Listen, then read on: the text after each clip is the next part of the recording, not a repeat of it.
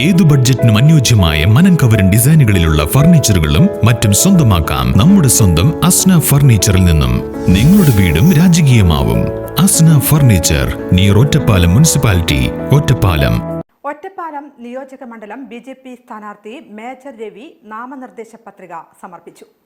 ഒറ്റപ്പാലം നിയോജക മണ്ഡലം BJP സ്ഥാനാർത്ഥി മേജർ രവി നാമനിർദ്ദേശ പത്രിക സമർപ്പിച്ചു. ഒറ്റപ്പാലം BJP ഓഫീസിൽ നിന്നും പ്രകടനമായി എത്തിയാണ് പത്രിക സമർപ്പിച്ചത്. വരണാധികാരിയായ Ottapalam sub collector Anjith Singh IAS പത്രിക സ്വീകരിച്ചു.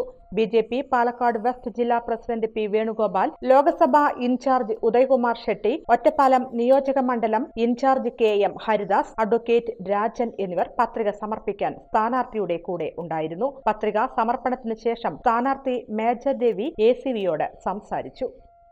When you fight an election, it's not all that easy.